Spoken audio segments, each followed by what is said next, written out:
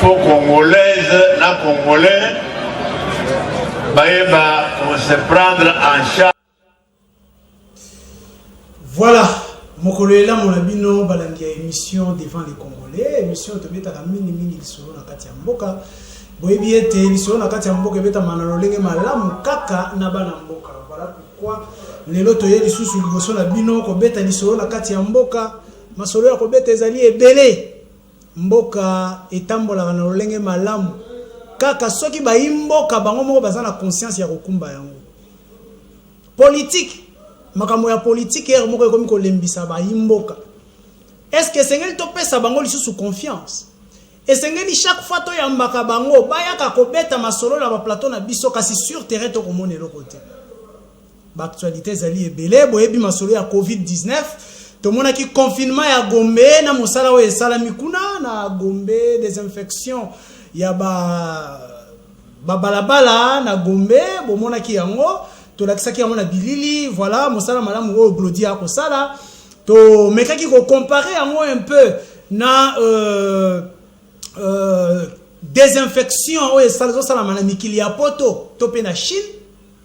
Désinfection wana est-ce que kokani est-ce que bao ya biso basali mosala malamu to basali mosala malamu te wana to tikeli bino côté wana ya ko juger kaka semaine e uti koleka to zui lisusu na côté ya Bakongo bato bakufi lisusu après réaction ya nemwanda nsemi ces messieurs oh lelo to komonaka petit à petit akokomaka intouchable to yebite so to vivre na mboka oyo esengeli ba misusu justice alandela bango misusu basa ba intouchable to yebite ce qu'il faut tango oyo toza ko réclamer ba droit na biso ko bomisa baninga koya na ba discours tribal oyo eko bomisaka ba imboka to yebite mboka oto ko kenango wapi to mona ki pe côté ya Uvira bato bakufi mwa ebele na ba catastrophe naturelle côté ya COVID-19 eko continuer ko boma ti autour ya chef de l'état to mona ki monseigneur Gérard oyo akufaki ba condoléances na biso na ba nyonso ba perdre ba proche na bango eza na ba catastrophe naturelle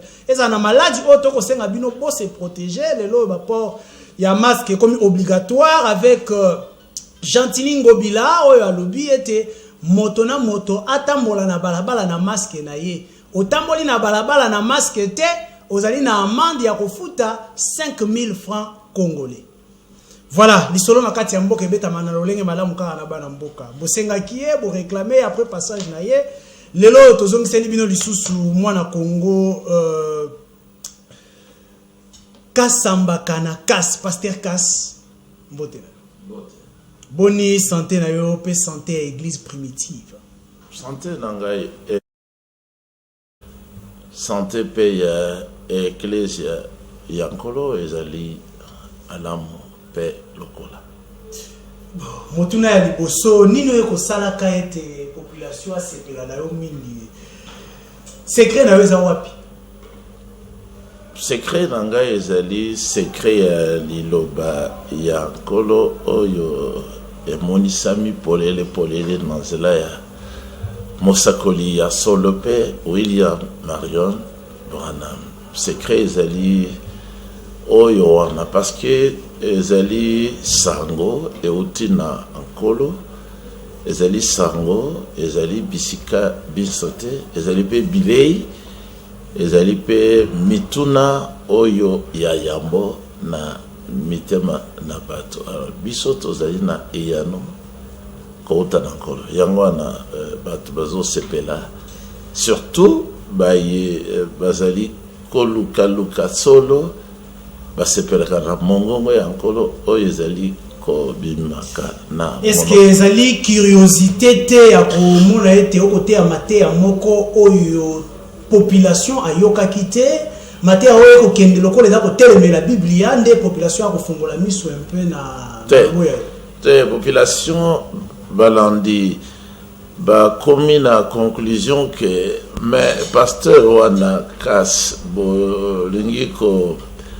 kobundisa ye bozali koyoka maye ye azali koloba te mais azali se référer kaka na biblia pona bazali na sango ya mosakoli Branham bazotuna bango lisusu mais par référence na ye nyonso ezali logique ezali kotambola nzela moko ezali kouta na mate ya Mosakoli Branham. Donc ezali oyo wana ezali curiosité te, mais biso ngai naza na réveil. Église primitive ezali na réveil ya solo oyo Mosakoli Branham oko cité déjà Mosakoli Branham oyo population yebi ke apesa ba prophétie ebele oyo ekokisama te ebima mwa lokuta na observation na yango. Voilà, Yesu akoya mokolo boye na ne boye mezwate. Comment est-ce qu'on expliquer attachement na yo na prophète Mosakoli Branham en tant que Mosakoli ya solo avokaki ko s'hazarder te na kopesaka prophétie soki nkolo ayebisi yete kezali prophétie tala yango pe. Ah ok, c'est que nkolo ndia posaki. Donc il y a personne dans nos prophétie à l'okutate parce qu'azalaki prophète à l'okutate. Nano le bateke nkolo akoya mokolo boye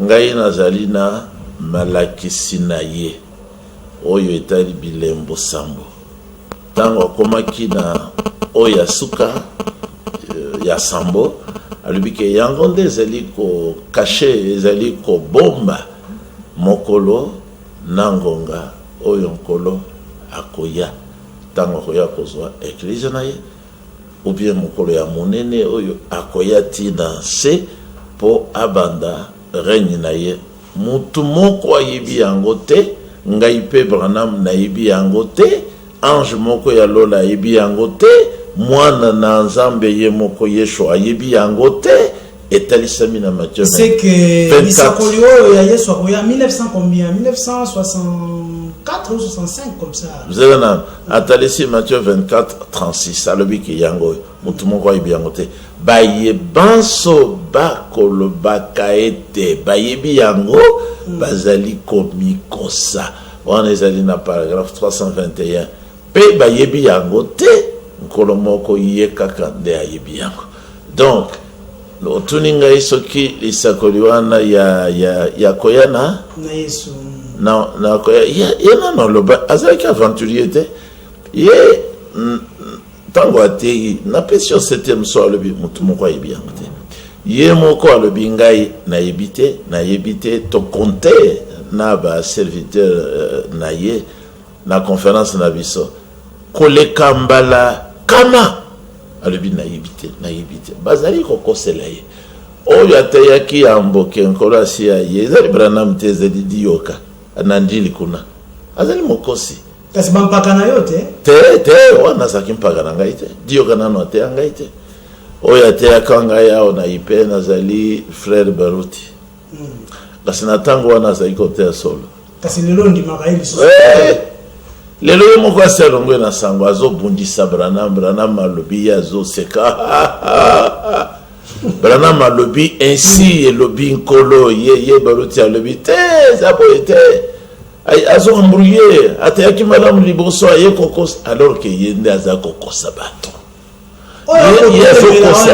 ye azokosa bato liboso ya etelo na ye alobi ete si Branham est mort yende azali remplaçant ya Branham c'est écrit na ba brochure au côté de melaye wana nde maseki moi confusion beaucoup me biso na message côté na bino et confusion ezali et c'est que vérité et ezalaka Satan yaka pour embrouiller bato bango wana na Rigini bango wana na Shekina bango wana na Yves Kalomboa bango wana na Evad Franco bango wana na bana frère Branham bazali ba serviteur ya Satan batiki sango original kasi nini oyo eko prouver biso ete na bampaka nyonso wana oyi kati ya bampaka o bayambaki message liboso Pasteur Kas, Pasteur Baruti, Pasteur Dioka, Pasteur Kas akobwakisa bango nyonso pona kokanisa ete solo yika ka kote na yo moko nini eko sala na kopesa na pesa tinda yo bwakisa baninga nyonso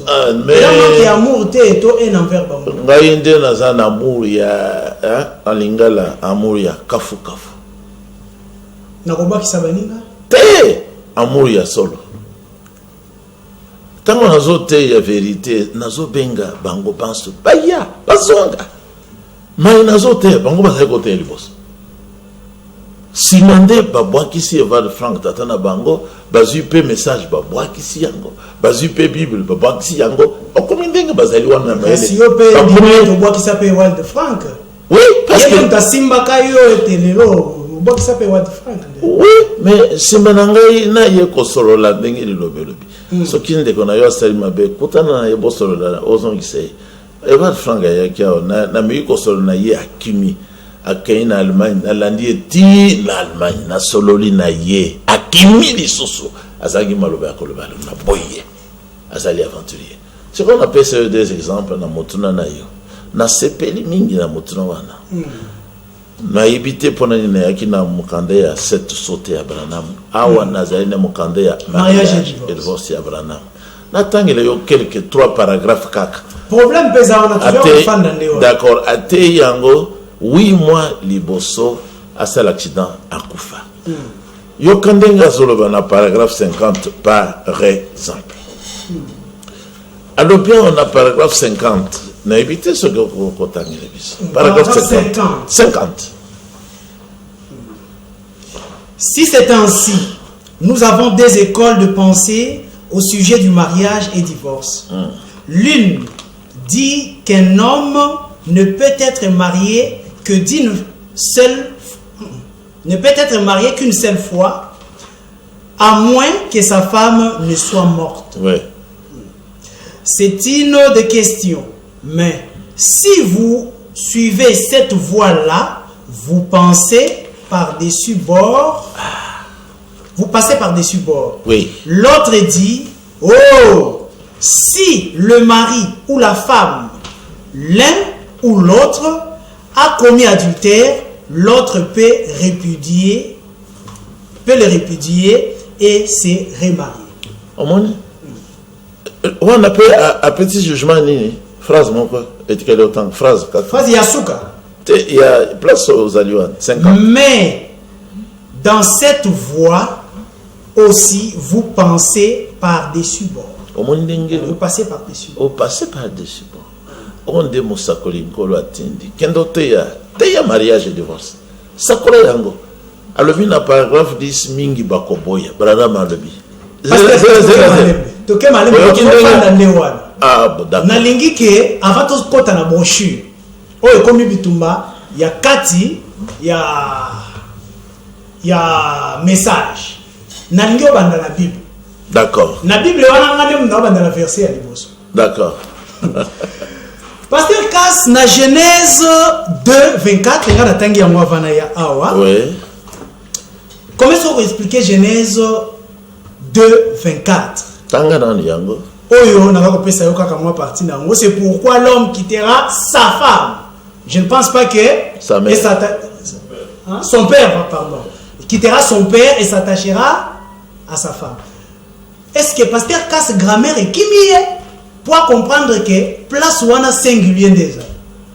Singulier wana ezali singulier pluriel. Nakati yanzela moko. Singulier wana elingi kolobate moko. Sa femme, mwasi oyo. Sa femme wana ezali kolobate moko. Sa femme wana elingi kolobana lingala mwasi na ye. Sikoyo bate yoyo bazali na esprit bloqué bazali na no visiter te na Saint-Esprit na kati na esprit na bango bazomona place wana ya sa femme une femme mais yango nde nkolo le bité une femme Pasteur Kassana mon frère Wanande et biengami et moniseli. C'est qu'on appelle ce numéro dans l'écriture. Dans 1 Samuel chapitre 1er. Motomoko mosali nankolo kombo na ye Elkana. Verset 2 Elobi. Il avait épousé 2 femmes. Asumuka kite. Abali Basi Babale. dont l'une s'appelait Moko Kombo na ye Anne oyo bazo yemba na batu nyonso bandimaka pe polygamité. Mosusu Penina sikoyo baba na baba leoyo mwasi na ye azaki nani ana motuna na tuni na pasteur nyonso sa femme awa sa femme natango basi bazalaki mibale donc motoyo Elkana sa femme ezalaki nani nesika wana ekoki kozala te ke makomi eko reconnaître mwasi oyo ya liboso wana nde politique ya Satan na tse awa. Comment ça? Il a bali basi babali beaucoup reconnaître nani bongo soki abalaki bango na ngonga moko le même jour à la même heure c'est quoi moi sina yazana natunaki mususu prédicateur pe azali juriste Serge azamuna ne kolekangai c'est gaza en bonne santé kolekangai natuni na émission David azalaki na basi kama mitano mwasi na yazaki nani pesa ngai kombo ya mwasi ya David esukaki. Donc Genèse 2 wana elobamaki na nani na Yawe yemoko. Voilà, okei mwamba c'était au comité na Samuel na ezali na ça la référence ya écriture oyo te soki na pesi ndimbola ya Genèse 2 oyo tangi au pese référence mususu na ko pese les réponses tokei rapide tala sikoyo awa Anna azalaki mwasi na ye Penina azalaki pe mwasi na ye selon Genèse 2 oyo utikotanga tala sikoyo na verset 4 balobi ke Penina mobali na ye azalaki kopesa ye portion double mwasi na ye. Verset 4 balobi sa femme na français. Mais nini eko sala verset 19 Elkana connu Anne sa femme. Elkana akutani na nzoto na Anne mwasi na ye. Genèse 2:24 yango wana ezali na polygamie. Donc on va passer la polygamie dans le singulier de manière séparée. Exactement. Mais nini eko sala ke na généalogie tant on a mis ko feuilleter bien Bible na lelo na tongo pona yeba ki kozala na plateau na ngai na moni ete moto ya liboso to moto ya yambo oyo abandi polygamie na Bible ezali Lémec. Soko tali Lémec azali na généalogie na ngambo ya Caïn nini esali ke polygamie eyaka kabanda na descendance ya Caïn. Eloko oyo esengeli koyeba ezali ke Caïn te ou bien le mec te moto abandaki kobala basi ebele te. Kasi le premier à être cité dans la Bible. Soko tangi Biblia na kolanda. Mais oui, mais ce qui otali na ndenge olubina généalogie. Et le mec Caïn musika. Liboso il faut tala Caïn yemo ko azali na ngambo ya mabe na famille na ye. Caïn azali, Enoch azali, après Enoch Irad azali, après Ina Metushela. Mais on n'a pas parlé de l'air polygamie. Le mec. Baye banso baye liboso ya le mec. Baye bisi bisote. Identité na bango. Bazo le ba pona le mec. Parce que likambo moko e salamia le mec nde alobi na basi na ye. Balobi pe basi na ye. Ezaki lisumute. Adae. Ah oui, yango nkolo alobi ke le mec alobi na basi na ye.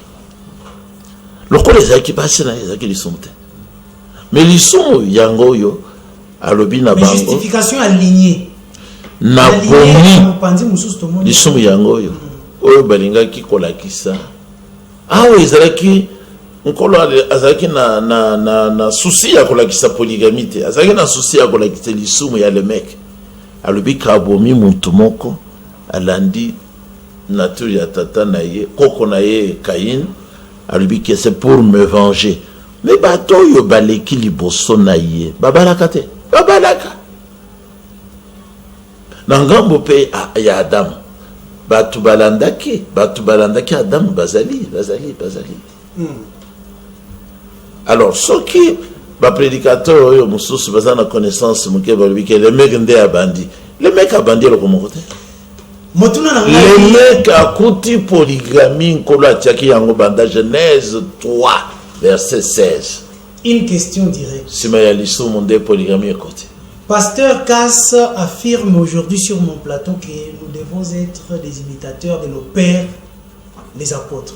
Et les prophètes. Voilà. Est-ce que parmi les apôtres, Pasteur Cass a connu que les apôtres moko, ou yazali modèle na biso, bazali pas modèle na biso comme Paul Alobia. Oui. Ou yazali qui polygame parmi les apôtres. D'accord.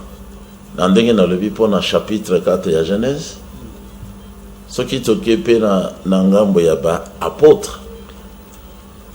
D'abord le Seigneur koyeba ke bango babotamaki na nzela ya polygamie tata na bango azaki polygamie Israël. Kasi na accompagnement ya Yesu. Siko vina bango zali détaillé te. Kaka pona Pierre et pona Paul azaki célibataire. Pierre à Balaka. Combien de femmes? Bah le bien côté. Combien d'enfants? Bah le bien côté. Mais tant qu'on gagne dans une ambassade il y a Belgique là. Moi si nangai oyo toza kendenaye ayokaki prêtre à lobike biso toza ina archive za na Rome. Pierre azaki na basimi bali. Wana ondimeli ba catholique ata oboya kabango. Te wana is histoire historique. Quand c'est Pierre Tatana azaki polygame. Ce qui polygamie azaki lisumu, hein? Il faut qu'on rejette ba prophète ba botame na tatana bango polygame. Il faut qu'on rejette ba apôtre ba botami na nzela ya polygame. Donc comment on a blocage et cause la dengwana. Place du communant zambe boy polygamie ezalakate. Parce que Bible est tongami de na ba polygame. Bon, c'est quoi apôtre moko to yebi vinaye Jésus-Christ. Yeshua. Na Hébreu 7 va dire qu'il azali apôtre. Mais c'est quoi ya za polygame. Grand polygame. Totanga kaka. Jésus ne s'est pas marié. Totanga sans commentaire. Pour Jésus-Christ. 2 Corinthiens chapitre 11. Verset 2. Rapidement. Car je suis jaloux de vous d'une jalousie de Dieu parce que je vous ai fiancé au pluriel à un seul époux au singulier. Mais ça forme un seul corps qui est la femme du Christ. Regardez. Mais Azana ba fiancé de baza ebele. On va former nous autres moko nous autres. On va former. Moi si Jésus Christ. On va former église. Ah, l'église. Nous autres. Il y a Zalimoko, bisoto zabaiki. Conclusion ya polygamie yangwana. Lobaka ga soki mutu azana na malade na mutunde agolobalina. Na Matthieu 25, Jésus-Christ a dit qu'il y a azapé polygame. Alobi que na Matthieu 25 yemoko alobi le royaume de Dieu donc église est semblable na mariage polygame. 10 vierges base kazomi babimi na minda na bango bakende kokutana na l'époux mobali na bango bango bazali baike époux azali ye moko o époux oyo kolo azote ya likolo na ye moko parce que na conclusion en lobby mais plus tard ba vierge mususu baye et balobi nkolo ouvre-nous nkolo ezali Jésus-Christ. Et il a répondu, je vous le dis en vérité, je ne vous connais pas.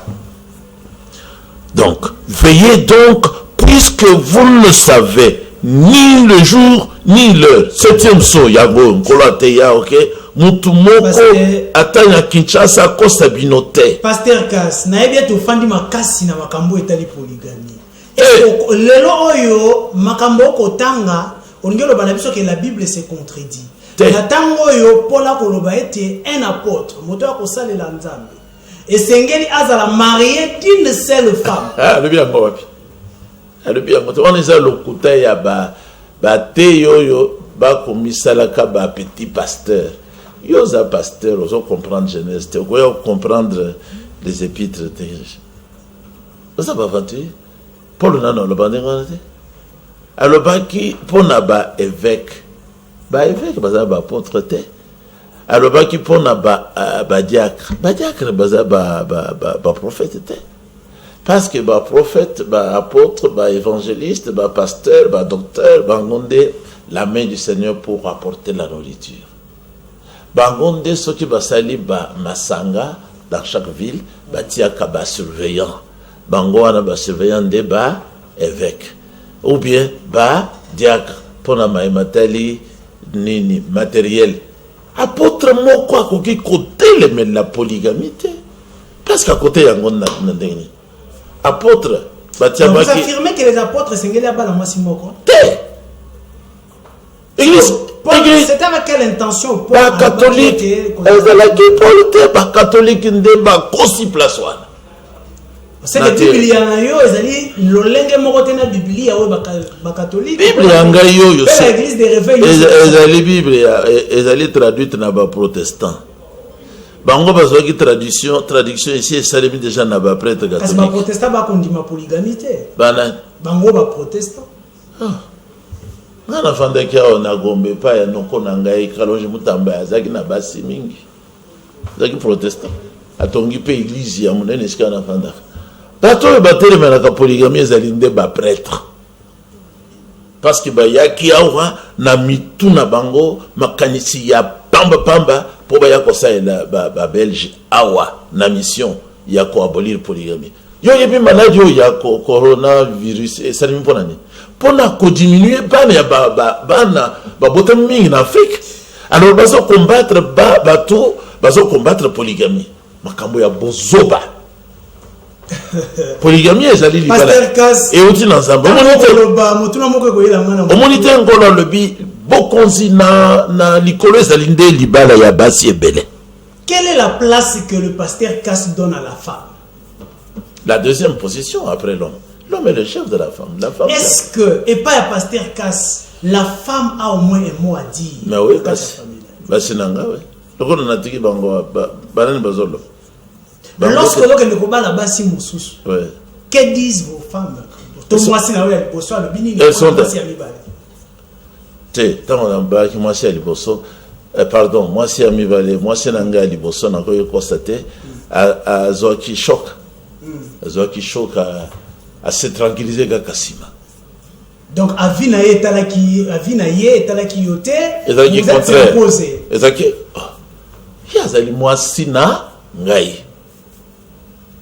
Soki na lingina bala mwasi mususu. Yete muto ko décider na bali mwasi mususu to botipe na ye 9 enfants ou 8.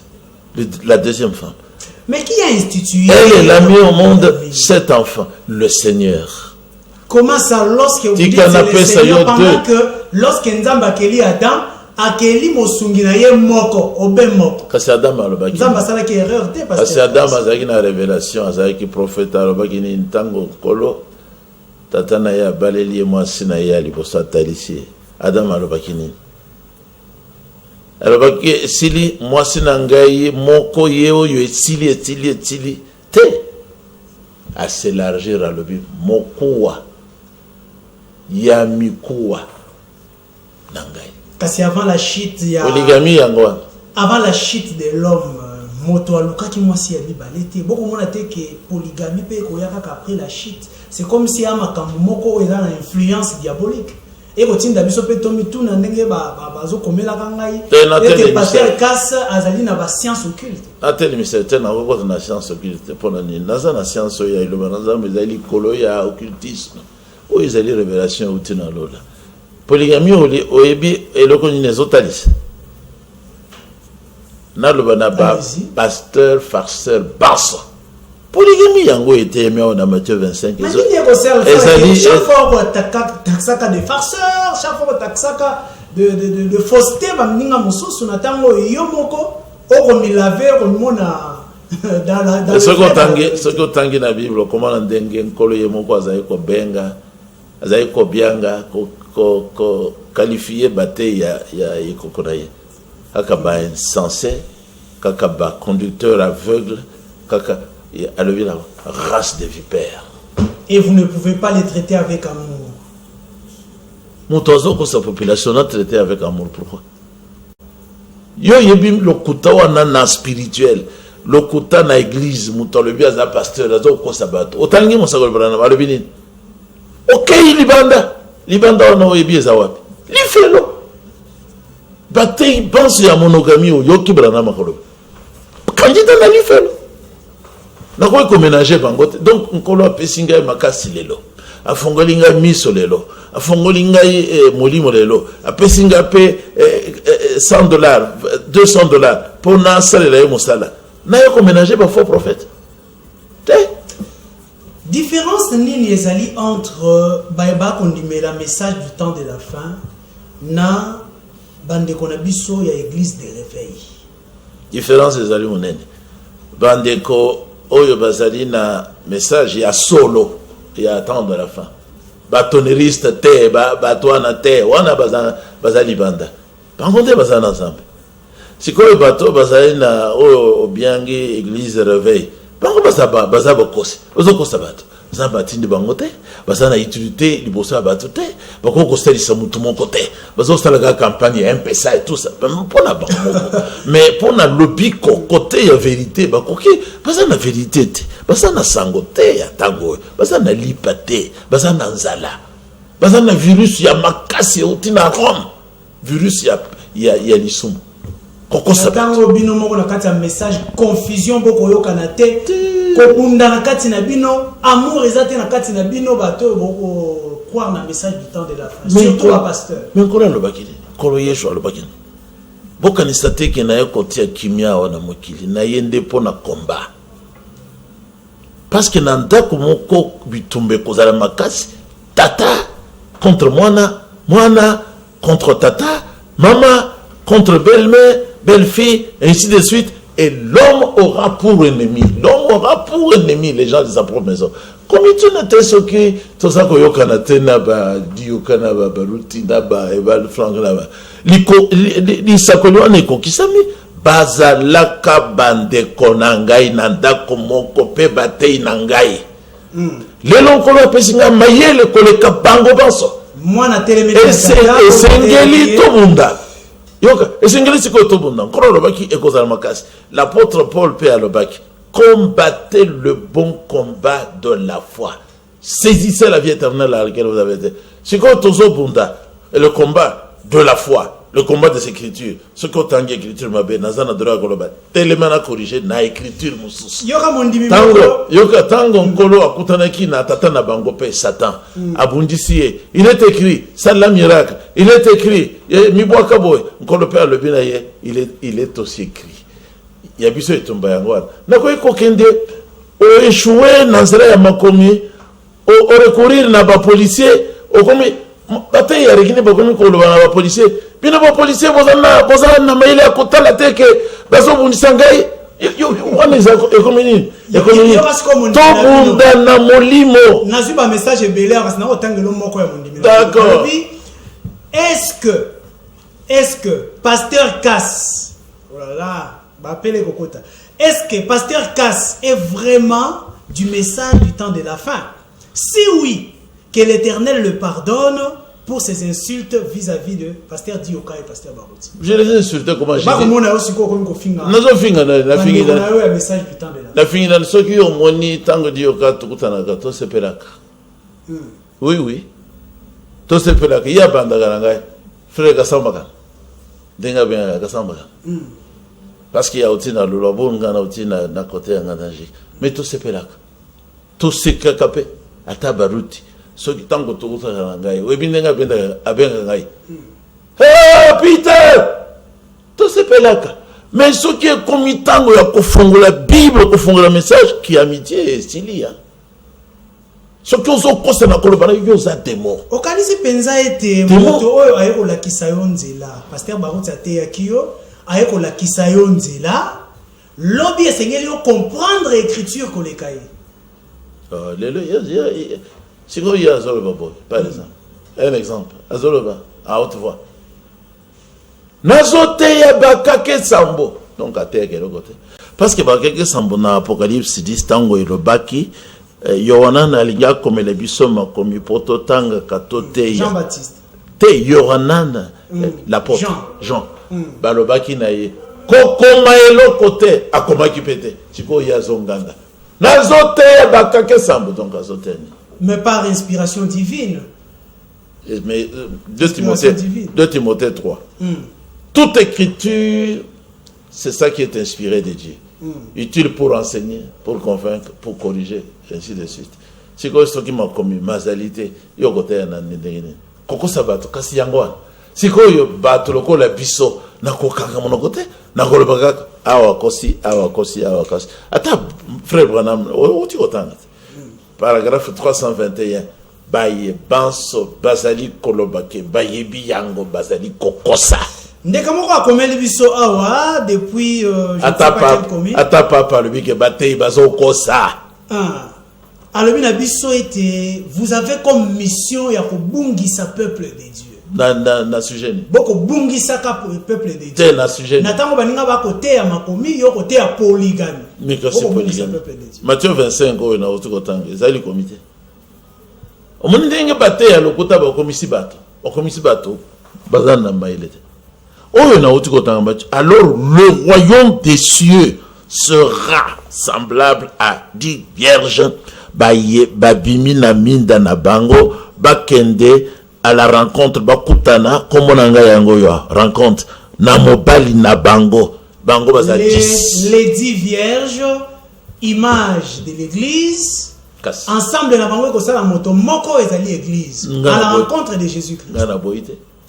Ngana boite ke soki mwasi mutu azana basi na ye lokola Salomon azaki na 1000 femmes. 1000 femmes wana yelubi musakoli na mukanda wana lobi. Bango nde bazaki mwasi. Kasi nasuka ya bomoi na ye. Mwasi na ye. Kasi nasuka ya bomoi ya Salomon alobaki nini na sima ya kobala basi ebele. Wane kopesa biso le santé. Salomon alobaki te. Bona ko nyonso ezalaki vanité, nyonso wane ezalaki eloko ya moye. Eloko ezalaki na kati na yango te. Ata monogamie pesa vanité.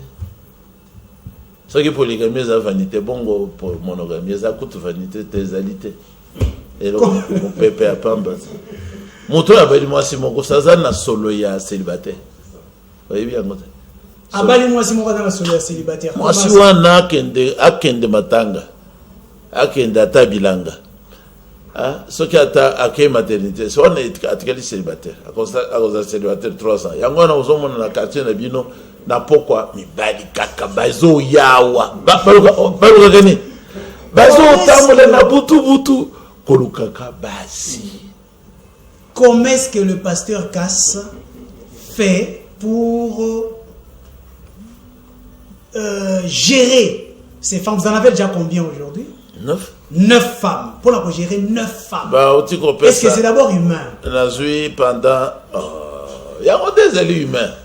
Vous avez dans 2 Samuel chapitre 12, verset 8. Quand on le bien à David, yo, comme il concerne le misala ya Boutour qui est de Kozoa, moi aussi à battre. Mais n'a pas si au Basibon. Quand on le bien à Daoud, n'a pas si au Basi. Et belé. Donc, c'est ça qui les sont. Baye banso bazali ko kanisake polygamie zali lisumu bazana se ya malédiction parce que nkolo ko sumu kate père le bina David soki bazala kabake esengela ko yibisanga na bakisala basusu bandeko bakolanda biso balobi awa. Alors secret na ngai pona ko gérer bango ezali liloba na Nzambe na tongo na bimisi bango nyonso na bana boya batienze mona ya biso ya ndeko na biso ya Otine azana Cape Town azoyemba boy eloko ya vérité esengeli témoignage ezala mibale likomi le bina de 37 ni balé au misat témoin mon côté tobini makasi na ebisi bango bon na pourquoi na prière na biso familiale na pourquoi ndenge président lobby na kopesa bino dimbola donc témoignage mon côté ezali etelemeli polygamie na Bible ezali kaka makomi ebele. Ne sentez-vous pas que oza yo moko? Problème est nazanga moko mais parmi plusieurs oza yo moko, vous pensez que vous êtes le seul à bien comprendre les Écritures? Exactement. Le seul Moïse, le seul Noah, le seul Abraham, le seul Isaac, le seul Israël, le seul Paul, le seul Pierre. Après ça qui fongole ya lola, après ça qui n'a pas tout pour Pierre. N'a pas comment on Pierre, n'a pas si au fongole. Yo onde ko fongole, yo pende ko kank. Et si. Voilà, comment est-ce que le pasteur Cass fait ou organise le mariage et pas inaye? Mobeko ya mariage des années parce que kuna toyoki ba prix ya banane les a fixé tout ça pendant que makambo les a fixé dans la famille yo comme déjà ko fixé ba prix à dot c'est fixé à combien? $200 pour la vierge, pour une femme vierge. Et lorsque la femme n'est pas vierge on a tatana ako estimé parce que ça est sous vierge. Donc ça va il y a $200. Il faut que ça descende, ça doit descendre. Tant que moi si on a ami pesaki ye mo wa ke ko faire loezo tonaye tata na ya yibite mama na ya yibite yango na ça prostituée. Kasi Biblia ezali ko senga ete moto ya ko senga ba droit wana ezali tata boni yo ko senga ba droit na esika ya tata o mona te ko buka pe mobeko ya nzambe esika te biso to zui likomi liloba yankolo ezali ko fixer dot na ba na Israël to copier ndeko copier. S'il vous plaît, très chers téléspectateurs, ne nous appelez pas, les autres vont recevoir un message. Tata nini ya kotel mela mukalo nankolo. Kolonda azali kolo, il faut tolanda malobana. Bon, muzion ça na droit ya mariage. Comment donc fixer d'autres ozo senga d'autres ya $3,000. Na mwana na yo za prostituée. Tango ba yebaki na cité na bavoyou, ba pesa ki combien? Ye mwana wana komi prostituée za mutu kaka soki omoni mutu mususu lingi ye opesi ata kopesa ba pesa yo d'autres. Sima. La monogamie est un péché à l'église, dans l'église primitive. La monogamie est-elle un péché? Non. Même le célibat, ce n'est pas. Le péché, c'est ce qui est contraire à la loi de Dieu que Moïse avait amené. Le serviteur de Dieu chez Pasteur Cass doivent être des polygames. Non. Ils doivent avoir la révélation, c'est tout. S'ils ont la révélation de la parole de Dieu, mais Paul, qui a écrit la Bible, est-ce qu'il était marié? Comment vivent les femmes de Pasteur Cass, les 9? Elles vivent ensemble avec moi. Sous l'imposition du Pasteur chaque Cass. Femme, non. On n'a pas un mot à dire. Chaque femme a sa maison, c'est-à-dire sa chambre. Dans et chaque la femme même aussi, maison, mais chaque femme a aussi, sa chambre. Chaque femme aussi a les toilettes. Oui, mais mes épouses sont à l'aise avec moi. Nous sommes ensemble, mais chacune est chez soi. Comment est-ce que le Pasteur Cass fait pour combler les vides chez chaque femme? Que la femme ne s'inquiète pas, avec 9 femmes. Donc, ça... Il n'y a pas de vide du tout. Humain que vous êtes, seul, humain que vous êtes. Mais limité aussi. Parce que le bagito son que pas batata. David a zaki tata nangai. Il a 500 femmes. Moi, on a Shlomo, le roi des rois, le roi de paix. Et si quand mon conseil a vu ça, qu'il y a des kotanga prière, faut se payer oh et là. Azaki na combien? 1000 femmes. Mais Branham a dit qu'on a moko ya basi wana, aokai kozala na mibali te. Mais mibali moko azaki na droit ya kozwa basi ata nkoto yoko. Eza koteli c'est Christ nae lingomba nae. Voilà, beaucoup d'appels avec Pasteur Cass, ça ne finit jamais. Mais je crois à tout moment disponible pour nous répondre à l'invitation de Bisso Pasteur Cass. Nous ne pouvons pas passer outre ces sujets du Covid-19. Oui. Comment est-ce que vous vivez ces temps avec la fermeture des églises, pas de culte. Comment est-ce que vous vivre à un beko et côté les ménages de culte Nicolo? L'Écriture dit que tout concourt ensemble pour le bien de ceux qui aiment. Pour répondre à peine de quoi, on a mon message de côté, vous avez combien de femmes et combien d'enfants? J'ai 30 enfants. As-tu une réponse là? 9 femmes. Il y a 4 jours, 3 ou 4 jours, Bautiko bien gangai bazuelinga mwasi mususu na Angola. Azali d'accord, azali vierge. Azali vierge. Comment ça? Yo pour la tête bazo. Après période oyo. Nani wana zweni? Frère Nabiso monté le kolangai. Akoya naï. Une femme angolaise. Une femme congolaise vivant en Angola. Vivant en Angola. Vierge. Chez son beau frère. Pasteur Cass n'épouse que des femmes vierges. Comme dit l'Écriture. Voilà, revenons. Covid-19, comment est-ce que vous vivez ces moments sans culte, mabonzanayo bakotinda na monnaie électronique, dîme électronique, offrande électronique. Vous savez, un vrai serviteur ne s'intéresse pas à l'argent. Parce que le Seigneur a dit, ne vous inquiétez de rien, vous que j'ai choisi. Votre Père sait, ayebi que bozali nango besoin.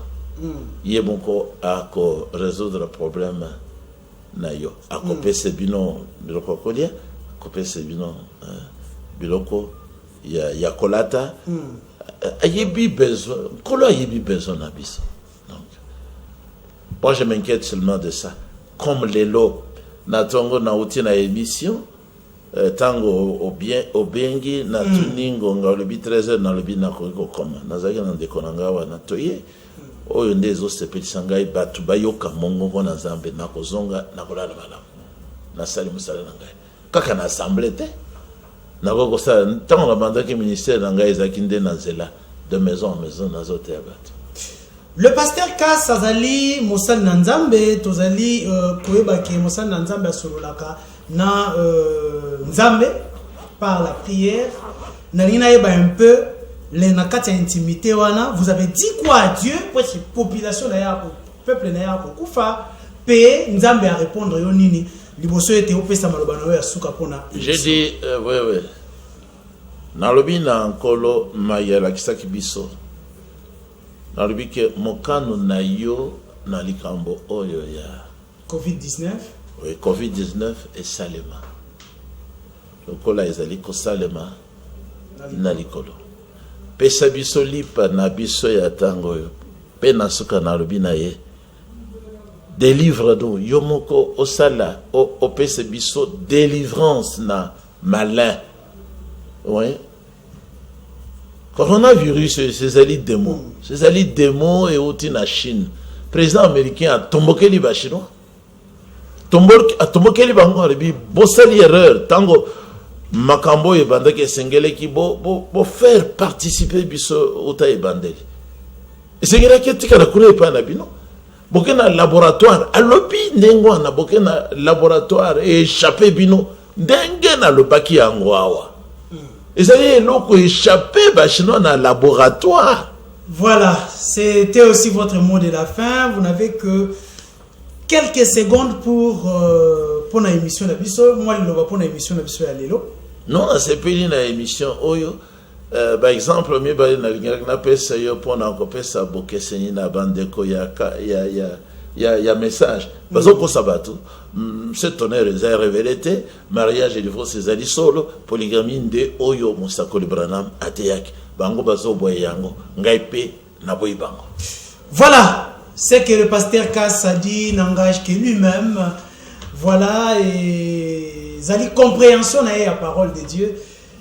Oya biso émission to suki ya ndenge na lobaka ete na mboka oyo ba politicien de bataka na base ya souffrance ya peuple, journaliste à la moninga ya politicien te.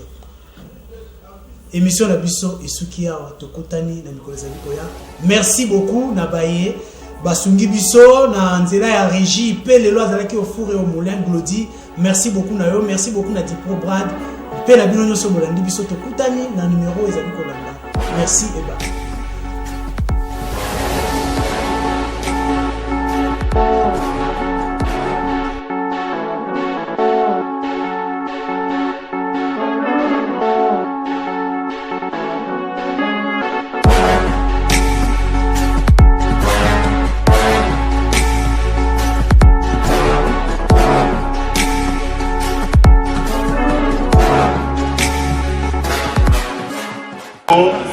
Il faut Congolaise, na Congolais,